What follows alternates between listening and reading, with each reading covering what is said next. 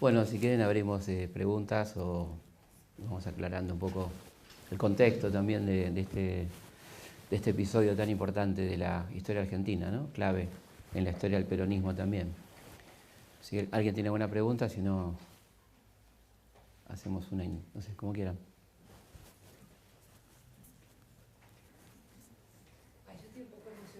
Sí, estamos todos.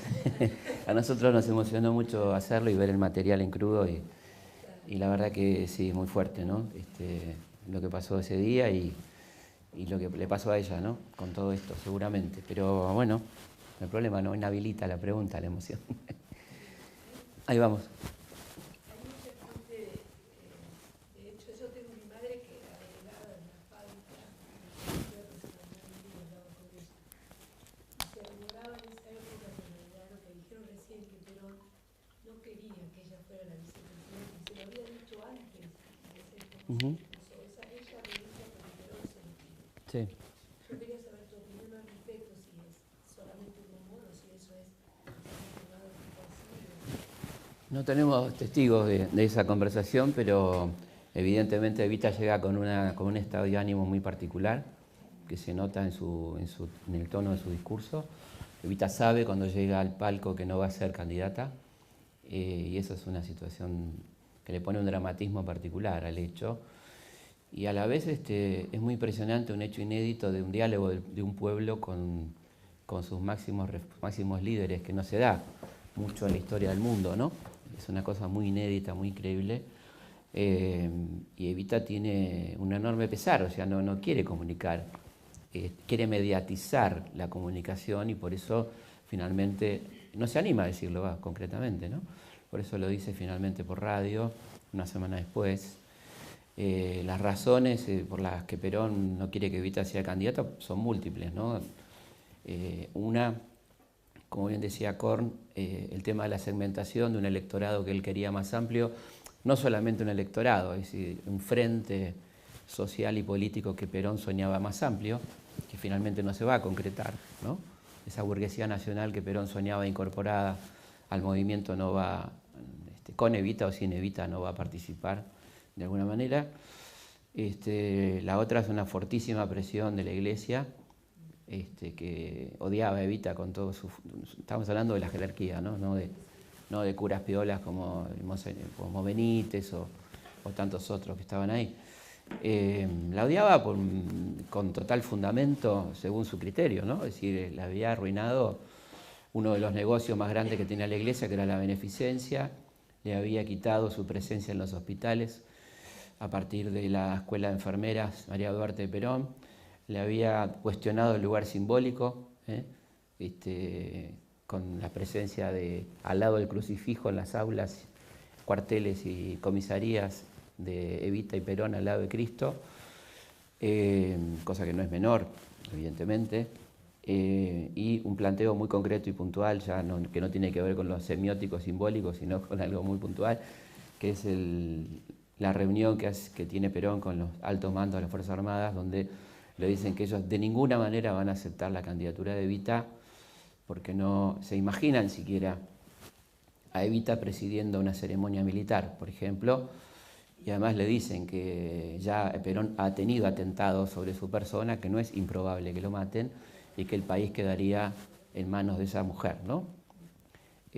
Así que esas son las presiones que recibe Perón y que de alguna manera determinan la no candidatura de Evita, que no tiene nada que ver con la salud, porque como sabemos la elección recae en Hortensio Quijano, quien muere antes de que Evita muera. Él muere en abril y Evita muere a fin de julio, o sea que Evita asiste, ya muy enferma, al velorio de Quijano, ¿no? El que va a ser candidato a vicepresidente, o sea que la salud no parece ser el motivo más determinante en este caso, ¿no? Allá había una, ¿no? Arriba, sí. Venía en esa línea en el tema de las Fuerzas Armadas y el rol que jugaron las Fuerzas Armadas en ese momento, para aclarar un poco más. Y quizás si Perón en el balcón, a Eva Perón, cuando Eva estuvo a punto medianamente de aceptar por todo lo que pasaba, Perón le dijo algo así como decirles que no sin decírselo.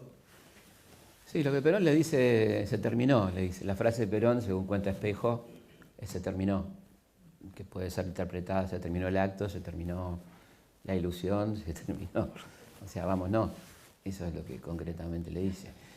Las Fuerzas Armadas, digamos que tienen una unidad táctica en ese momento en torno a Perón, pero recordemos que el 17 de octubre de 1945, General Ábalos y particularmente el contraalmirante Bernengo Lima habían propuesto bombardear la Plaza de Mayo. El 17 de octubre del 45 estaba preparada el bombardeo de la plaza el día de la mayor concentración popular y el día de nacimiento del peronismo. O sea, que había dentro de las Fuerzas Armadas sectores que entendían tácticamente que el peronismo les convenía o que era un movimiento que podía frenar al comunismo, que tenía estas virtudes según su lectura, pero esa aceptación era puramente estratégica o táctica, ¿no?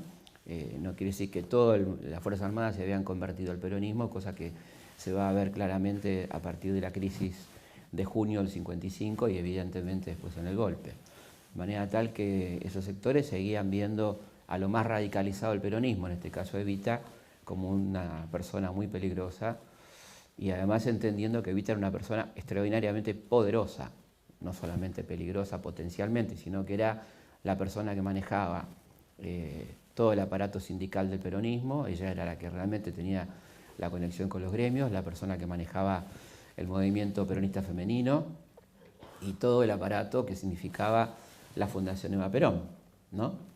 Así que evidentemente era una enemiga peligrosa. Por eso que esa oposición tenía razón de ser y en realidad era la portavoz del poder económico en la Argentina, ¿no? Que no quería saber nada con que Evita fuera candidata. Y no es una cuestión de personalizar, sino lo que representaba Evita, ¿no? Lo que estaba representando Evita, fundamentalmente. ¿Mm? Sí. En ese momento se usó el tema de la salud como excusa y en el caso fuera así, paralelismo con el tercer Perón y su salud, que se presentó, ¿no? Sí. Sí, se usó, en ese caso se usó. Inclusive se ha usado en lecturas posteriores y hasta literaturas posteriores sobre el episodio, donde se disculpa a Perón de alguna manera, la famosa película de Sanso con guión de Feynman, ¿no? Tenés cáncer, carajo, tenés cáncer. Bueno, digo carajo porque lo dice. Pero bueno, tenés cáncer, carajo, ¿no? Como diciendo, bueno, la culpa tiene la enfermedad, ¿no?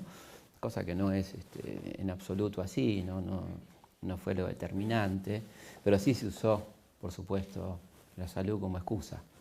El vínculo, no sé cuál sería el vínculo con el... Sí, la enfermedad de Perón, muy por el contrario, en el 73 se esquivaba, se hacía de cuenta que Perón no se iba a morir, ¿no? Cuando todos más o menos había una información de que Perón venía a morir a la Argentina, ¿no? Había sido muy claro el doctor Flores Tascón, su médico personal, cuando le dice en Madrid, cuando se está viniendo para acá en junio del 73, en Madrid dura 10 años, en Buenos Aires dura 2, y más o menos fue lo que duró. Porque su problema era un problema cardíaco y está comprobado la cantidad de infartos y preinfartos que tuvo Perón en las fechas claves de las crisis que tuvo a partir del 20 de junio en adelante. De hecho, el 20 de junio mismo tiene un preinfarto, el día de Seiza. Tiene otro problema muy importante el 1 de mayo del 74, otro problema el 12 de junio. Así que había un vínculo muy grande entre lo emocional, no estoy descubriendo nada, simplemente una teoría muy vieja, ¿no? De lo psicosomático, pero muy documentada a partir del cuaderno que lleva el doctor Cosio, donde vincula directamente los episodios cardíacos de Perón con situaciones emocionales. El día del ataque al cuartel de Azul por parte del ERP, tiene un episodio cardíaco Perón también, el día de la muerte de Rucci, el asesinato de Rucci.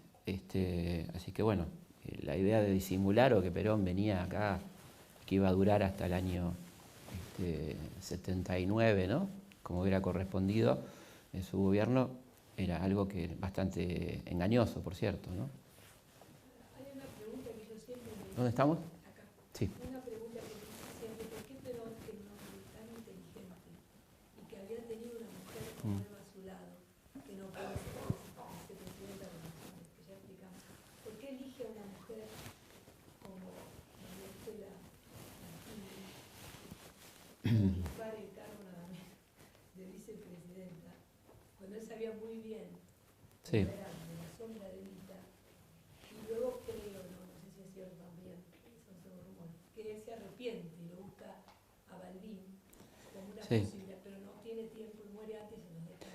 Sí, en realidad, bueno, es un tema que nunca sabremos, hay muchas versiones al respecto.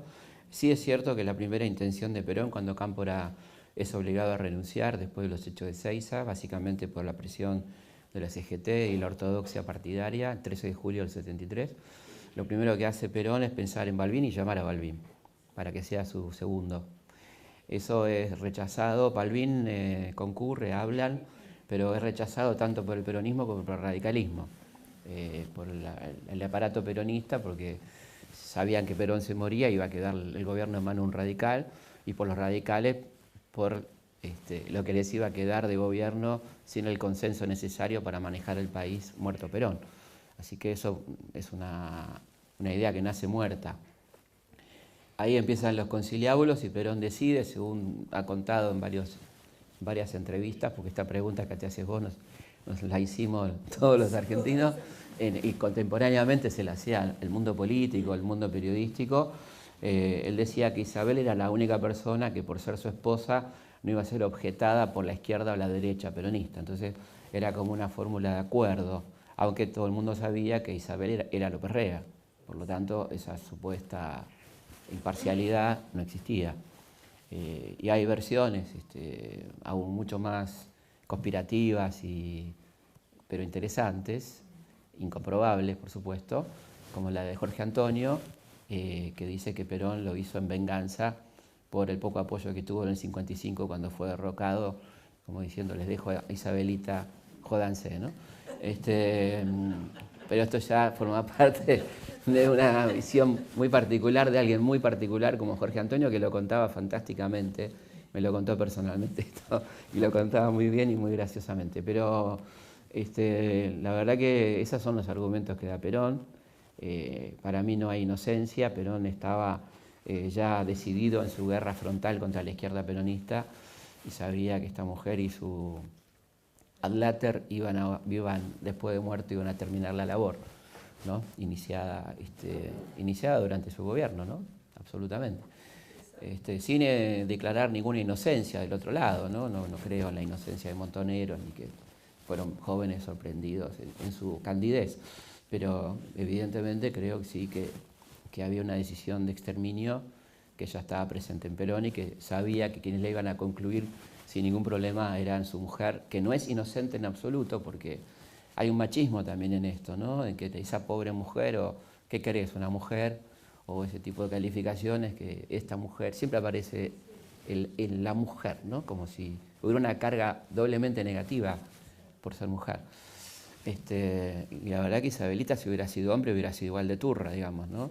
Y yo creo que para nada una mujer inepta, no pasa por la ineptitud que la tenía, sino que es absolutamente responsable de la tragedia argentina. Es la mujer que autoriza el operativo Independencia, si no queremos decir mujer, es el ser, no sé, como usted quiera, que autoriza el operativo Independencia, la mujer que, o la política que le da rienda suelta a la AAA. De ninguna manera es inocente Isabelita, no es una víctima de las circunstancias. Ella está de acuerdo con toda esa política. Ella hace lo que López Rega le dice, pero lo hace, y lo hace posible. Yo creo que es increíble cómo ha zafado hasta ahora Isabel, ¿no? De todo Exactamente. Sí. Sí. ¿Realmente murió el 26 de julio Eva Perón o se preparó al pueblo para anunciarlo? No, muere el 26 de julio. Hay muchos testimonios, hay discusiones sobre la hora, digamos. Probablemente mueren minutos de diferencia, pero a Paul le pareció que las 20 y 25 era una hora recordable, una hora que podía ser recordable. Y sí, hay algunas versiones que murió un poco antes, pero una hora antes, no, nada que quisiera mucho la diferencia, digamos, ¿no? ¿Y fue la muerte de Eva la que inició el derrocamiento de Perón? Bueno, yo creo que fue un factor muy importante de debilitamiento del peronismo, pero hay que ser históricamente muy certeros en esto. En realidad, la crisis peronista arranca por cuestiones económicas, ¿no? Político-económicas. Evidentemente, la muerte de Evita, que era motor central del peronismo y una parte fundamental de lo que era el peronismo, es una herida muy profunda. Ahora eso coincide con una crisis económica, política que se desata justamente más o menos en la época de la muerte de Evita, a partir de dos sequías muy profundas, de que el peronismo no había podido dar el salto a la industria pesada en el segundo plan quinquenal, cosa que se estaba intentando, y todavía dependía muy fuertemente de las exportaciones agropecuarias, y el organismo de financiamiento, que era el IAPI, dependía de sus ingresos del comercio exterior, muy afectado por estas dos pésimas cosechas que tuvimos seguidas. De manera tal que ahí hay un hueco importante, crece la inflación, una crisis económica perdurable, que hace que comiencen los conflictos sociales inesperados dentro del peronismo. Como bien decía Korn, que me parece una observación interesantísima, aparecen nuevas demandas antes no existentes, porque era imposible demandar. ¿Para qué vamos a demandar? Si podemos demandar, pero nada se cumplía, ¿no? Bueno, y esto comienza con la huelga ferroviaria, luego siguen otras huelgas, bancaria y demás, y además realmente hay un abandono de ciertas prácticas cotidianas en torno a la asistencia social, la justicia social, que Perón no cumple como cumplía Evita. Esto es absolutamente así, ¿no? Así que yo creo que hay que ver el conjunto de causas que van a llevar a que se produzca una grieta y obviamente esa oposición que no podía ganar elecciones, que no podía hacer nada frente al peronismo masivo, encuentra en esa grieta la forma de meter la cuña que va a ser el conflicto con la Iglesia, ¿no? Un elemento central, muy bien elegido, porque era en ese momento fundamental como aglutinante de las Fuerzas Armadas, y una crisis con la Iglesia podía provocar una crisis general del movimiento, ¿no? Y por eso se elige a la Iglesia como factor detonante. Y ahí es donde viene la crisis final, ¿no? Que comienza más o menos en el 54 y tiene su punto culminante el 16 de junio con el bombardeo, donde los aviones tienen el Cristo vence, ¿no? Que es el origen de Viva Perón, digamos, de la famoso eslogan, porque durante la resistencia los peronistas empezaron a dibujarle la pancita a la cruz y quedó BP. Pero en realidad ese Cristo vence es el que estaba en las alas de los aviones que mataron a 350 personas en la Plaza de Mayo, ¿no? Sí. Felipe, siendo tan incipiente el voto femenino en el país y pensando en un ambiente machista político argentino, ¿qué opinión tenés acerca de que una mujer era la que iba a ocupar el cargo de vicepresidente? Fundamental la pregunta, porque eso es un tema importantísimo. O sea, ¿cómo una mujer va a ocupar la vicepresidencia? Fíjense ustedes que, por ejemplo, que el Partido Radical, cuando se produce la ley electoral, la sanción de la ley electoral, no presenta candidatas a la selección del 51, prácticamente. Todas las diputadas que ingresan son peronistas, pero no porque ganó el peronismo, sino porque no había candidatas de los otros partidos. Es decir, que el machismo continuaba. Es decir, curiosamente, este partido que aparecía como autoritario y machista llenó la Cámara de Diputados de mujeres, de intendentas, senadoras inclusive, y el principal partido opositor simplemente estimuló el voto, no la participación política real de la mujer a través de cargos electivos. De manera tal que el machismo estaba muy presente, muy fuerte. Y bueno, particularmente el machismo femenino también, ¿no? Esta idea de que como una mujer, pues también hay que decir que el machismo ha crecido mucho en la historia gracias a la mujer también, ¿no? Que compra el discurso machista y lo lleva a la práctica. Así que sí, no era menor el dato que era una mujer la que iba a ser candidata a vicepresidente. En un mundo, además, donde no había mujeres políticas, no existía la mujer política en 1947-48. Empezaba Golda Meir, pero había estado Eleanor Roosevelt, ¿no? Como una mujer más o menos destacada, pero como primera dama, más bien vinculada a lo benéfico, ¿no es cierto? Y el resto eran reinas, qué sé yo, cuyo único mérito era haber nacido en una casa real. Pero no había mujeres políticas con poder, y no estoy hablando de las grandes militantes socialistas, anarquistas, comunistas, Rosa Luxemburgo, lo que ustedes quieran, digo, mujeres con poder, ejerciendo el poder. No había. Entonces esto era un elemento fundamental. Por eso, por ejemplo, la enorme cobertura de la gira de Evita a Europa, la etapa del Time, Paris Match, de los principales diarios del mundo, ¿no? Una mujer que no es reina, que no es una luminaria del espectáculo, sino que es una mujer que hace política y que está recorriendo el mundo representando a su país, la gira del arco iris, ¿no? O sea que está muy bien la pregunta porque hay que ponernos en ese contexto, ¿no? Recién ahora, digamos, en América Latina se votan mujeres con toda naturalidad, ¿no? Esto seguía siendo hasta hace 10 años, creo yo, más o menos, un tema, ¿cómo vamos a votar una mujer, no? Todavía.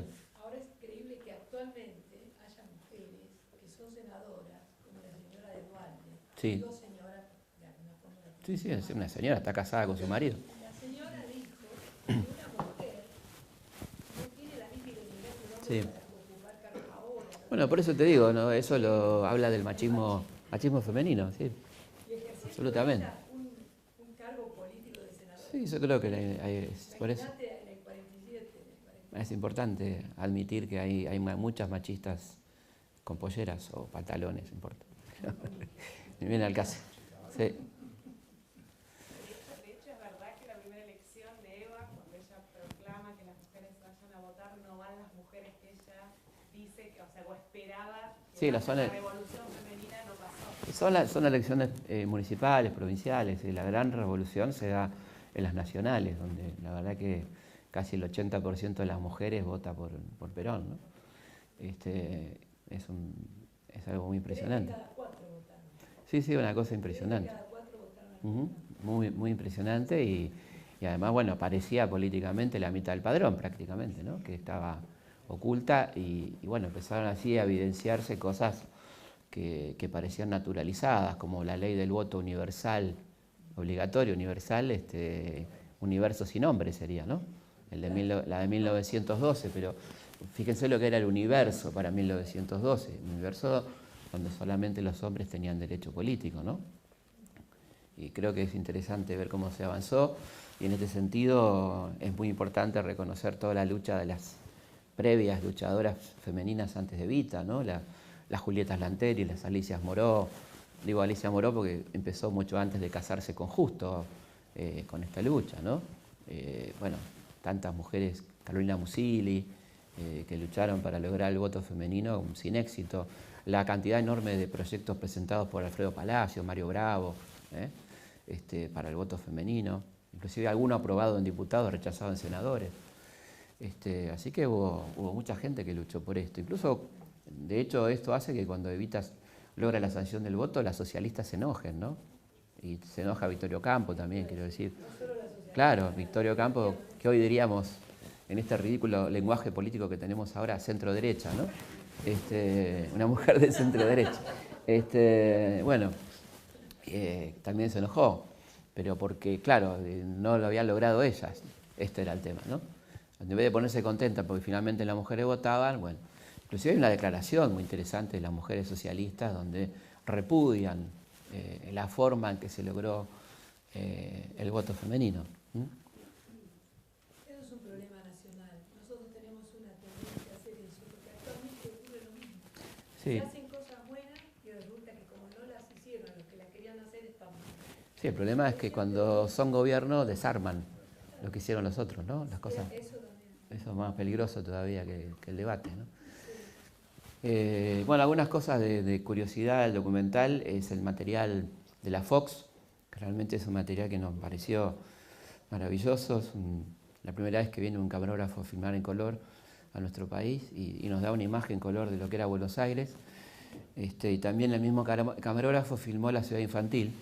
Hay todo un documental en colores de la ciudad infantil que fue una pequeña réplica de la República de los Niños que teníamos en Buenos Aires, una hermosa ciudad dedicada a los niños, donde había por un lado piletas y parques recreativos y por otro una reproducción de una ciudad con su banco, sus instituciones, que los chicos recorrían. Ahí vivían como pupilos permanentes 1.100 chicos y la población diaria era de 3.200. Acá en Buenos Aires, en el barrio de Núñez, bueno, un lugar increíble, que fue arrasado por la Libertadora.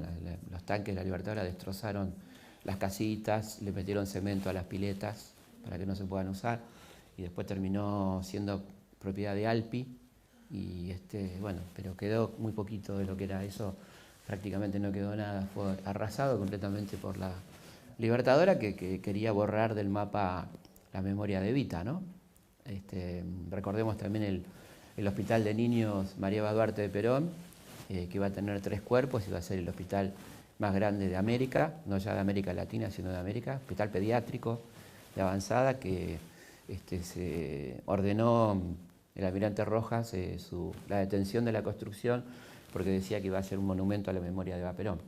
Se quemaron las sábanas, las frazadas, se fundió el material quirúrgico, se destrozaron pulmotores, y eso se convirtió en el albergue Warnes.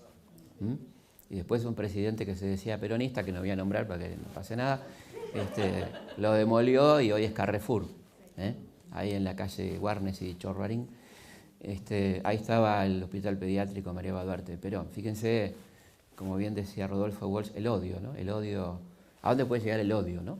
Y el resentimiento, porque creo que es interesante que demos vuelta usando la filosofía oriental, que está buena, dando vuelta a la energía, ¿no?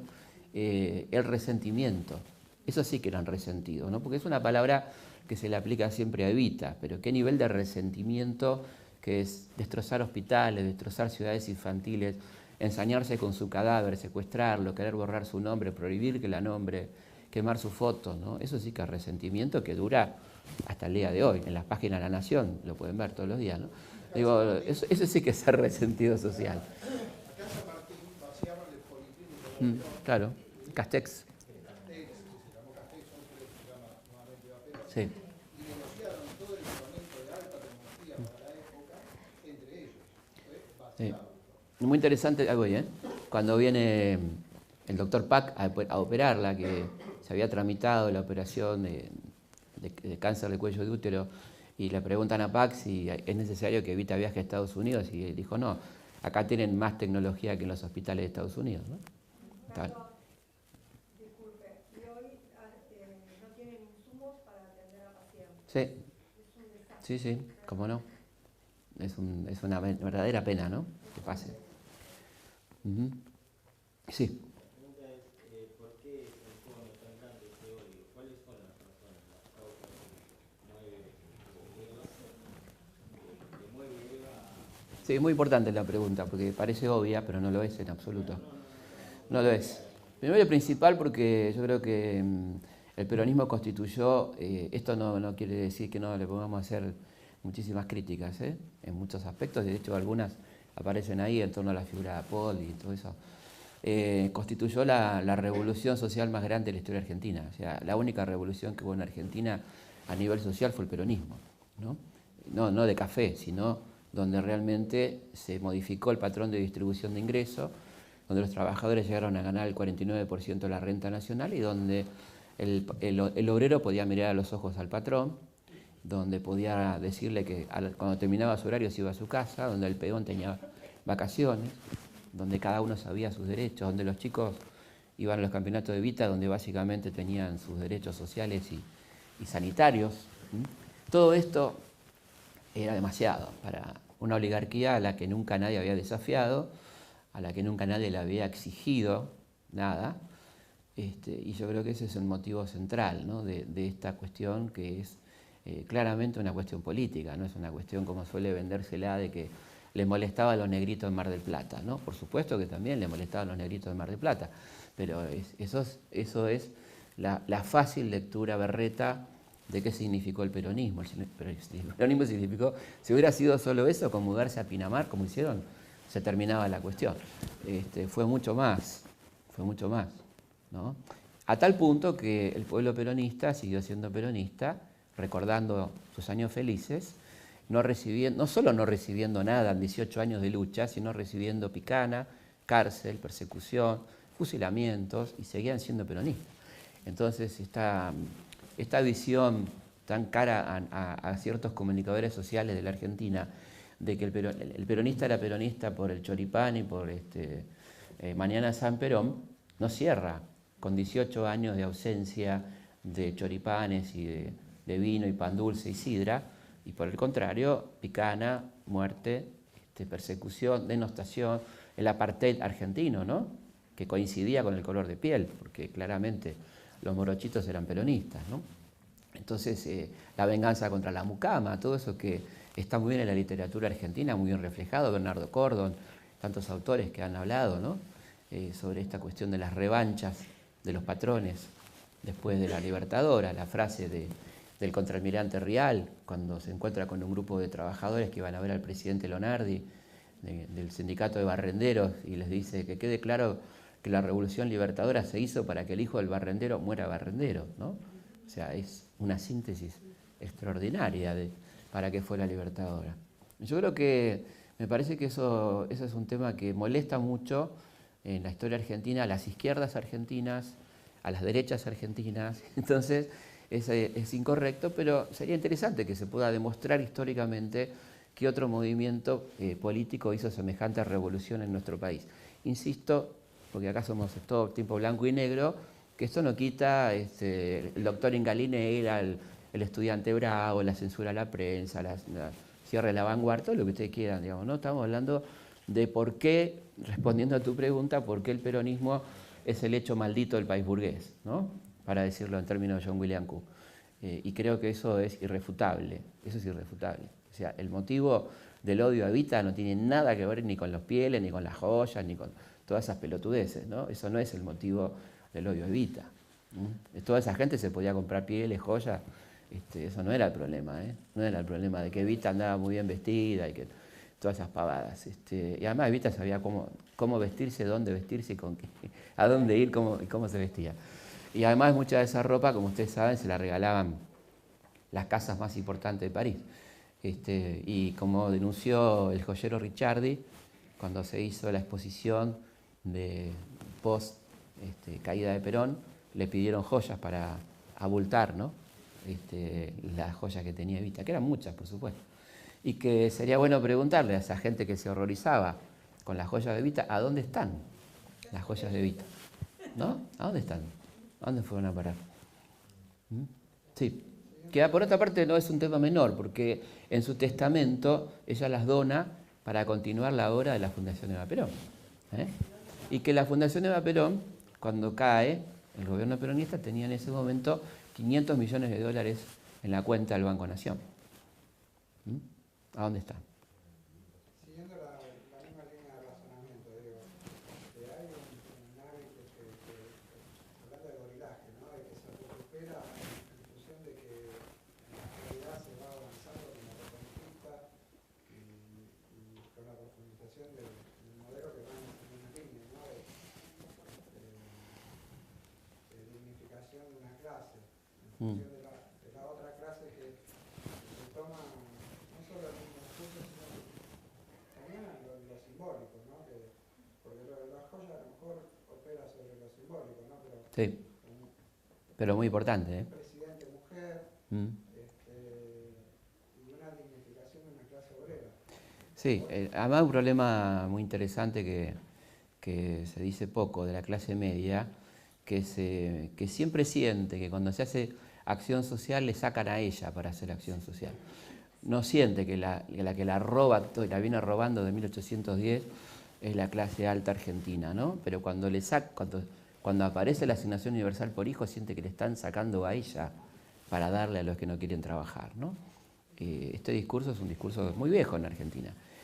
Así que hay un consenso también de los sectores medios que en Argentina son muy importantes, determinantes electoralmente, en la creación de la llamada opinión pública, tema por supuesto altamente discutible si existe la opinión pública o no, o la opinión publicada, o la opinión prefabricada, lo que sea, pero es un detalle que no es menor, no es menor.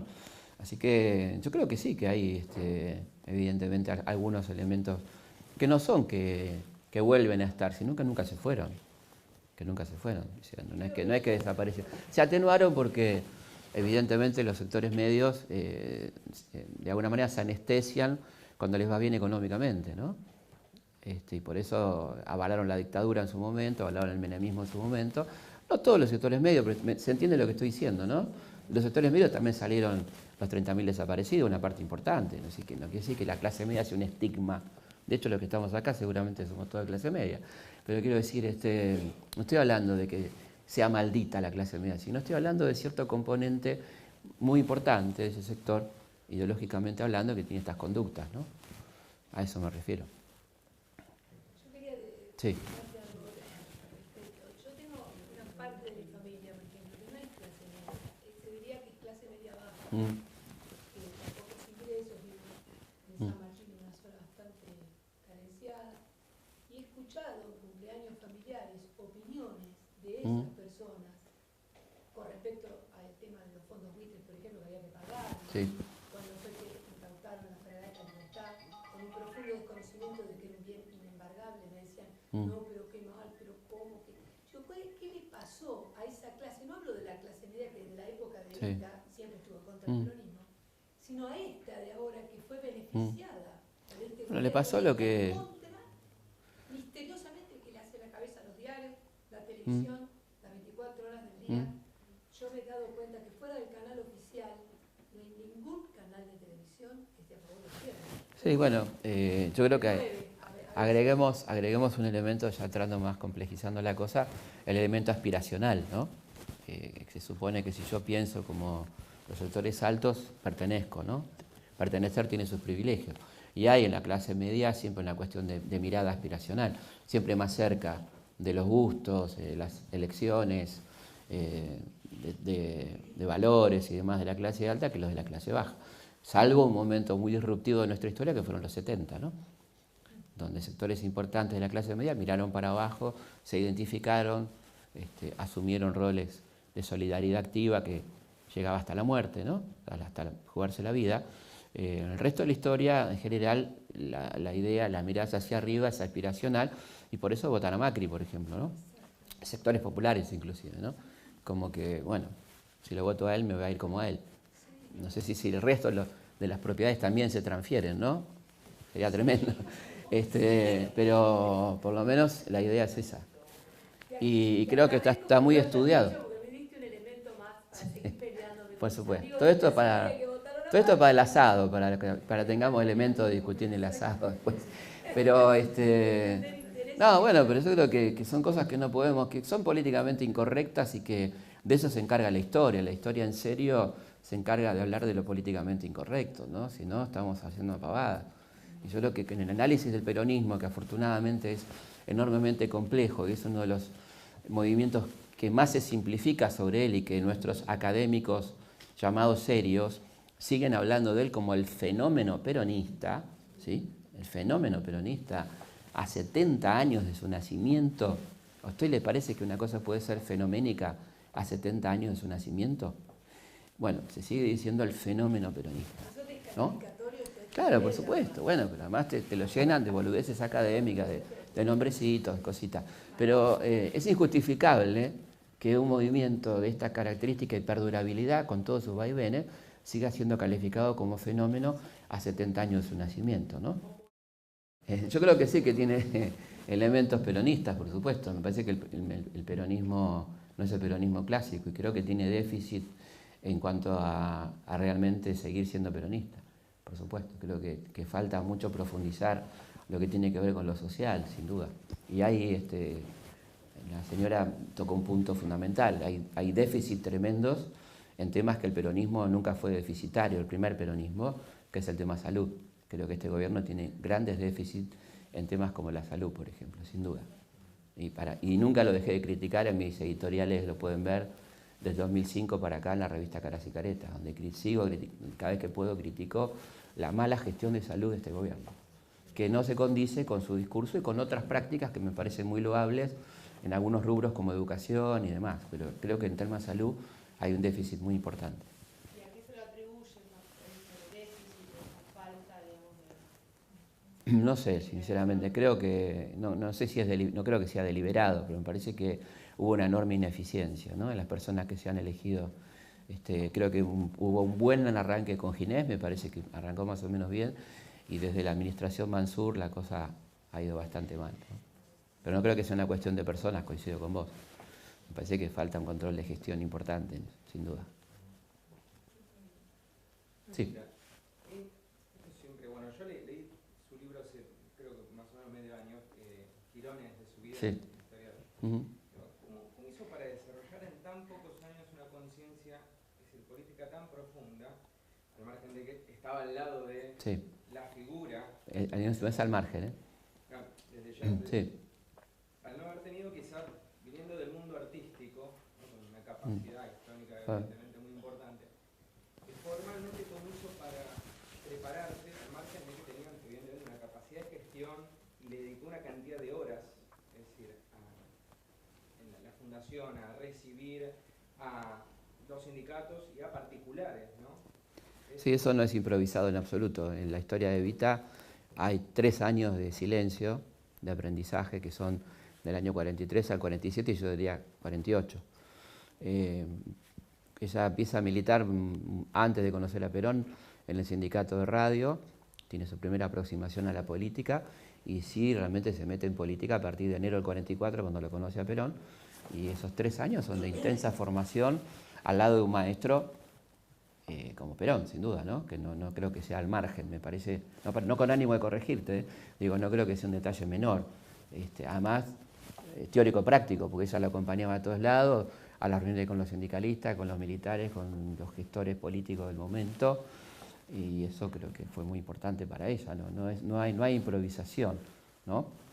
Del primer discurso donde a Evita no la dejan hablar, en el Luna Park, donde prácticamente su vocecita nadie le dio pelota, a lo que era un discurso de Evita a partir de 1947, no tiene que ver con aprender oratoria, ¿no?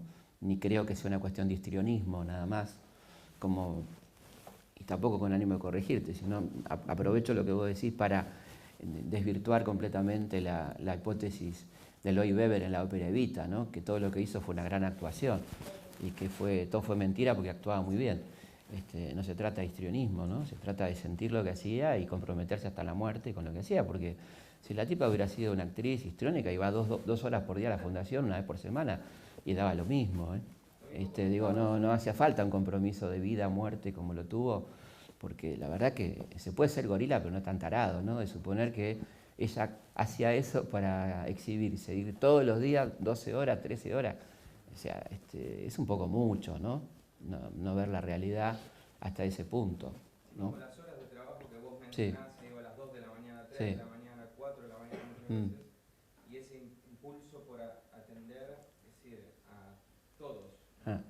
Evidentemente quizá tomó a Sí, gran parte yo creo que hay muchas cosas, ella lo dice, no hay misterio, ella no es una persona que le guste la parábola o el misterio como le gustaba a Perón, no es una persona que filosóficamente haga uso de la parábola, sino que más bien es muy concreta, como bien dice Browick, atiende a los sectores populares con menos experiencia política y es consciente de esto.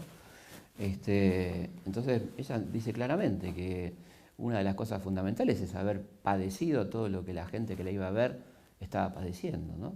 Y lo dice muy crudamente en La razón de mi vida, que si bien no lo escribe, lo dicta, o sea, son pensamientos de Evita, ¿no? Cuando dice que los ricos piensan que los pobres no tienen corazón porque se les muere un hijo y por ahí no lloran, ¿no? Entonces, ¿qué implica la muerte de un hijo para una persona que se le han muerto 5, se le han muerto 4, ¿no? Por la desgracia, por el hambre, la victimización, ¿no? La calificación de culpable a una persona que es víctima. Cuando una persona cercana a la fundación estaban en el Chaco, le dice, mirá cómo está, todo desdentado, mal vestido, mirá cómo... Entonces le dice, ¿y él tiene la culpa por eso? Le dice Evita, ¿no? Bueno, al lado lo recontraputea y lo echa, ¿no? Pero quiero decir, esta cosa que parece tan natural sigue en nuestro país, que la víctima tiene la culpa, ¿no? Mirá cómo está todo desdentado, qué ignorante, ¿no? Bueno, como si esa persona tuviera la culpa de eso, ¿sí? De no haber podido estudiar, de no poderse vestir bien, de todo lo que le pasa. Todavía esa descalificación sigue siendo gente mal trazada, ¿no? Se dice, como si esa persona quisiera ir mal vestida, sin dientes, y una sabiduría que tenía que ver con lo popular. Hay una anécdota que me contaba la señora de Guardo, que era su secretaria, que la acompañaba a todos lados, y ella era una mujer que venía de la oligarquía, ¿no? Entonces, después de recorrer muchas villas y andar por el país, le dice, si usted se da cuenta, señora, que los pobres tienen muy buena vista porque no usan anteojos, Y Evita le dice, no, lo que no tienen los pobres son oftalmólogos. Y empezaban a aparecer pobres con anteojos, muchos. Y fíjate la sencillez. Ella me dijo, me dio 2 años de cátedra con esa frasecita, nada más, ¿no? Así que además de todo lo que pudo aprender, tenía el conocimiento que algunos llaman resentimiento, ¿sí? Resentimiento, que es una palabra que a la vez es denuncia a quien la dice, ¿no? Porque alguien que se resiente, resentirse, es alguien que te viene doliendo el alma desde que sos así chiquitito, ¿no? De cuando le hacían pasar al frente para darle un paquete de ropa usada, como ella cuenta, ¿no? Y ella dice la perversión de las señoras de la sociedad que nos daban pasando al frente delante de todo el colegio el guardapolvo usado que íbamos a usar. Entonces hay un resentimiento, sí, claro, ¿cómo no va a haber resentimiento? Por supuesto que sí. Y también hay un recordar, ¿no? O sea, volver a pasar por el corazón todas esas circunstancias de la vida. Recordar para no repetir. Bueno, y ella, termino con esto, ¿no? Para que vean el nivel filosófico de Evita en su cosa básica, como dicen algunos, ¿no? Que una mujer básica, sin instrucción, como si eso fuera una descalificación, insisto, como si hubiera tenido la culpa de haber podido ir hasta 5º o 6º grado nada más, ¿no? Cuando ella habla de un concepto extraordinario, que uno podría pensar que es un texto de Galeano, pero es de ella. Ella dice, cuando éramos chicos y íbamos con mi mamá a la intendencia a pedir colchones, a pedir frazadas, porque nos moríamos de frío, nos moríamos de hambre, pasaban los funcionarios por al lado. Entonces yo le dije a mi mamá, nosotros somos invisibles, ¿no? Y entonces quedó, y ella lo usó en muchos discursos, el hacer visible a los invisibles, los que no existían en Argentina, y no existían en términos estadísticos. La Argentina de 1943 estaba preparada para que consuma la mitad de la población. Cuando empezaron a consumir los grasitas, los cabecitas negras, empezaron a consumir leche, pan, no alcanzaba. No alcanzaba porque la Argentina estaba formateada para que consuma casi la mitad de la población. Entonces los invisibles eran invisibles en mucho más de un sentido. Así que fíjense qué interesante esta metáfora de esta mujer ignorante, bruta, todo lo que se decía de Evita, ¿no? Esta forma de ver lo social de Eva, ¿la acercaba, se la llevaba a Perón o Perón tendría la misma ideología? No, yo lo que la acercaba a Perón, y Perón tenía una conciencia muy clara de qué estaba pasando. Perón provenía de una generación de militares que habían tenido toda una literatura médica, por ejemplo, que fue determinante en el nacimiento del GO y todo eso, que eran los médicos militares de los años 30, que veían cómo rechazaban a la mitad de la población masculina por desnutrición, por enfermedades endémicas, llamadas sociales, absolutamente evitables, y que produjeron una literatura muy interesante, de la cual Perón luego exhibe en sus trabajos algunas citas de cómo influyó esta cuestión. Y por otra parte, el ejército era un organismo de presencia nacional, o sea que los militares sabían la situación social real del país. Había algunos que les importaba muy poco y otros que les empezó a importar. Este es el caso de Perón. Pero es indudable que Perón está al lado de Evita y que Evita hizo lo que hizo porque Perón la apoyó. También para evitar hablar del evitismo, ¿no? Como si hubiera un autonomismo de Evita, que Evita se cortó sola, hizo todo lo que hizo sola. La ley de voto femenino la anuncia Perón antes de Evita en la campaña electoral del 46, por ejemplo, ¿no? Quiero decir, ni sacarle mérito ni agregarle lo que no le corresponde. Y digo, era una dupla, cada una cumpliendo su función. Evita, por supuesto, con una llegada y un carisma que Perón no tenía para con la gente, y Perón con un carisma de conductor que lo ponía en otro plano, de vínculo afectivo, ¿sí? Perón era el jefe y Evita era la santa, la madre, bueno, lo que ustedes quieran, lo que cada uno, o la yegua o lo que sea, depende de los casos. Pero el vínculo era un vínculo mucho más carnal, mucho más sensible con ella, ¿no? Y esto estaba claro también. ¿Pudo Sí. haber jugado en contra del temperamento de Evita para ser vicepresidenta de la nación?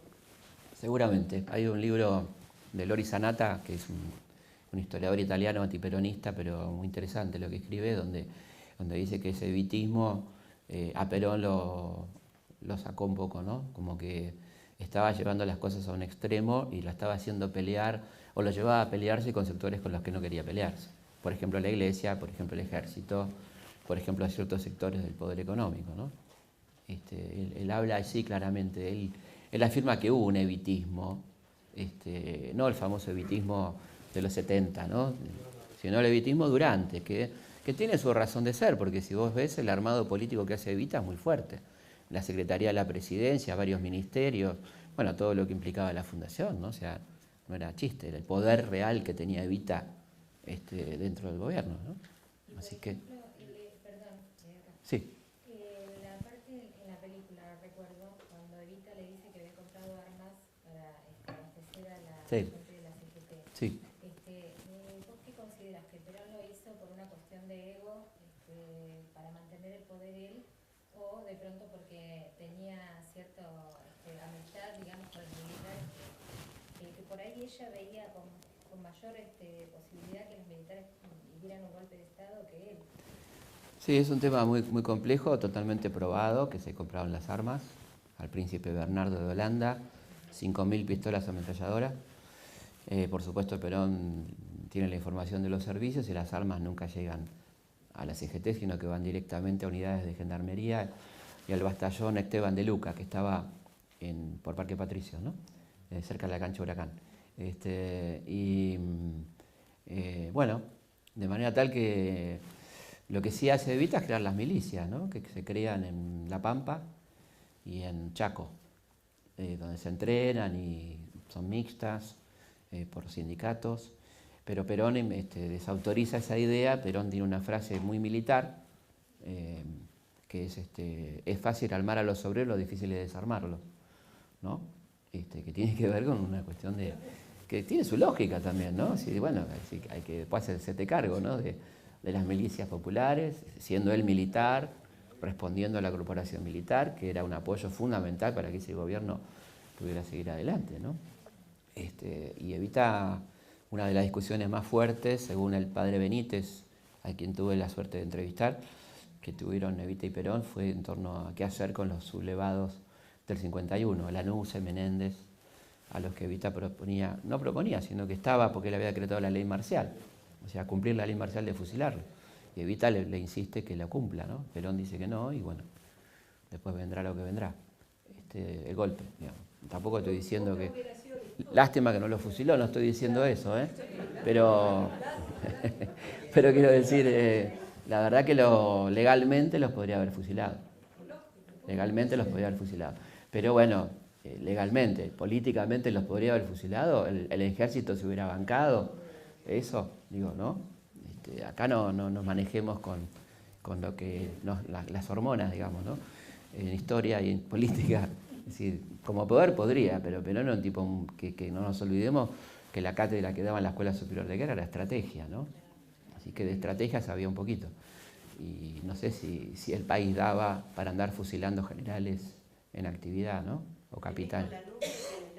Lanusse es el mismo capitán Lanusse que después dice, me voy a tener que tragar el sapo y a ver si le da el cuero. Un tipo súper interesante, yo lo entrevisté a Lanusse, un tipo súper interesante. Probablemente de los militares más inteligentes que ve el ejército, junto a Perón y junto a Justo. Tipo, realmente un cuadro, ¿no? Un cuadro importante del ejército, muy político. Tipo que soñaba con ser presidente constitucional, por supuesto sabía que no le daba el piné, pero un tipo que era simpático además, ¿no? Porque era totalmente gorila, aparte se había comido 3 años en Río Gallego, o sea que muchos no lo podía querer, pero y decía que él empezó a entender muy tardíamente lo que era el peronismo, en su complejidad, cuando asume como presidente, convoca a la CGT y le dice a Rucci y a los delegados, a Lorenzo Miguel, a 62, toda la plana mayor, dice, bueno, señores, ¿ustedes qué pretenden? Esperando que le digan un aumento salarial, la paritaria, que nos devuelva el cadáver de la señora, le dicen. Entonces dice, bueno, ya está, ahí está. Evidentemente la cosa era más complicada, ¿no? Y la señora, que para él era un ser execrable que había quedado en el olvido, y que ya basta con la señora, ¿no? Pero bueno, me pareció interesante esa observación de este tipo, ¿no? Que era el único que sabía dónde estaba, junto con Aramburu, dónde estaba el cadáver de Evita, porque él es el que hace el operativo de la Orden de San Pablo, ¿no? para sacar el cadáver del país. Así que... Él la enterró en Milán. Él no la tierra, él es el que habilita el contacto con la Orden de San Pablo a través de su confesor para que se la entierre con el nombre de María Maggi de Magistris. Exactamente. Pero él es una pieza clave, era de los 3 personas que sabían dónde estaba enterrada Evita con certeza en el país. El otro era el coronel Cabanillas y el otro era Amburú. Cabanillas es el que enloqueció, ¿no? No, el que enloqueció era Morikenin, que es el secuestrador. Y el que la veía es Arandía. No, bueno, pues estaban todos medio chapita, pero el que estaba más loco era Arandía. Bueno, Morikenin estaba con un trastorno mental donde sí tenía cuestiones muy perversas con Evita, locuras, pero Arandía es el que la lleva a su casa. Y la mujer la entrevistamos para un documental para la RAI. Una cosa increíble porque la mujer estaba la mujer y la hija, porque la hija quería salir en cámara. Entonces hubo que entrevistar a la señora con la nena al lado, la nena de 30 años. Y entonces la madre hablaba y la chica la interrumpía. Entonces la tipa empezaba a decir, bueno, mi marido trajo sí, esta es la mujer de Morikenin, perdón, la mujer de Morikenin. Trajo el cadáver a casa, qué sé yo. Y la chica la interrumpe y dice, lo que pasa es que mamá estaba celosa de Evita. Una cosa pero bizarra, ya, bueno.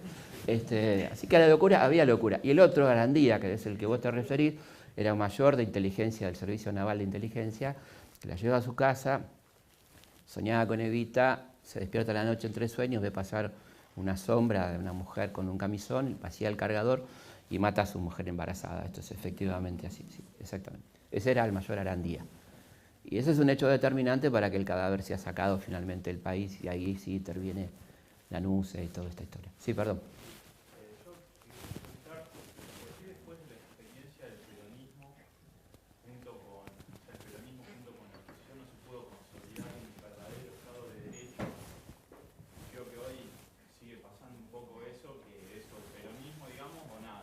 Pregunta muy compleja, muy interesante, muy compleja.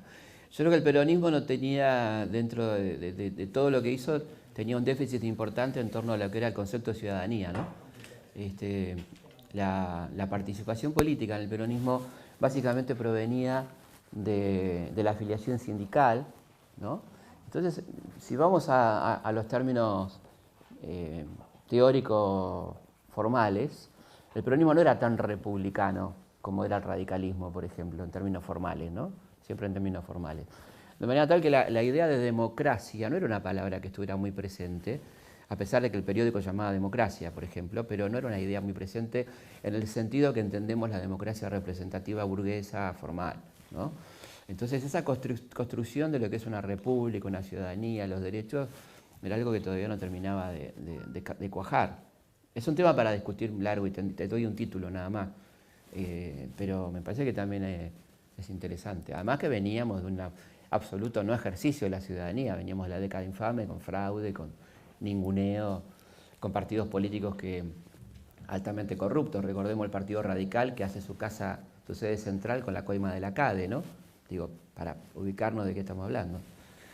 Porque acá Carmelita Descalza no había ninguna, ¿no? Digo, la política argentina, ¿sí? Pero aparte, también es cierto que los finales del peronismo se coinciden con periodos de construcción total de la política, en la cual la Unión Democrática desconstruía la política. Exactamente. Y en el tiempo que Isabel firmaba el decreto del operativo de independencia, Balbín salía por los diarios apoyando al mismo operativo. O sea, había una desconstrucción política global. Sí, sí. Sí, muy interesante lo que decís. Efectivamente. Bueno, y en realidad podemos ir para atrás, porque lo que vos dijiste de la Unión Democrática es del 45, o sea que la deconstrucción política llegaba al punto tal que el principal referente de la campaña electoral era el embajador norteamericano. Si eso no es deconstruir la política, lo mismo ocurre en el 55, pero la deconstruyen tanto que arman un engendro que nace muerto, ¿no? Como es la alianza que lleva al poder a Lonardi, ¿no es cierto? O a Aramburu, donde lo único que tienen en común es el odio a Perón y no pueden convivir. Como ahora, también, Felipe, bueno. se arman alianzas por odio a Cristina. Bueno, esto es una cosa histórica en el país. Sí. Estamos en tiempo, ¿no? Una más, esta y nos vamos, sí. Es más opinión, si realmente Evita no sabía su diagnóstico y quién operó su operación. Eso lo sabemos relativamente, ¿no? A Evita Yo creo que Evita sabía, pero una mujer muy inteligente. Y además, bueno, hay ciertos síntomas que son bastante inconfundibles. Creo que se la engañó al principio, un poquito de tiempo, y después ya... Porque la confianza entre la pareja... Sí, además ella tuvo un hombre realmente extraordinario al lado, que fue su médico, el doctor Albertelli. Una historia muy linda de un médico socialista, antiperonista, que fue su médico, que escribió un libro muy hermoso, llamado Los 100 días con Evita, donde cuenta esta relación, donde ninguno de los dos renunció a sus ideas, él seguía siendo socialista, le seguía criticando cosas, pero llegó a admirarla profundamente como persona, y seguramente yo creo que el doctor Albertelli habría tenido algún diálogo sincero con ella, y bueno, yo creo que sí, por supuesto, ya en los últimos meses no tenía duda de que se moría y por qué se moría, ¿no? Pero al principio sí. El tema de mantener con el doctor Albertelli. No, la persona que se pudo operar. Pac, el doctor Pac. Claro, pero supuestamente ella no sabía. Sí, inclusive se la engaña y hay un hecho equívoco, ¿no?, de la historia, que es darle la medalla de justicialista al doctor Finocchieto, que no participa en la operación, ¿no es cierto? Para mentirle a ella. Los argumentos que da Paul, que es un poco el que manejaba ese tipo de cosas, es que Evita no iba a soportar que la operara un norteamericano, y la segunda, que estaba claro que la operaban por tema de cáncer, ¿no? Así que bueno, pero en fin. Y lo último que me gustaría sí desestimar completamente antes de partir es el tema de la lobotomía. Eso no existió bajo ningún punto de vista, está absolutamente corroborado por los médicos y por la enfermera María Eugenia Álvarez, que estuvo con ella todo el tiempo hasta el último momento, vivía en la residencia y no vio ninguna operación ni ningún intento de ese tipo, y si lo hubiera visto no tendría ningún problema en decirlo, ¿no?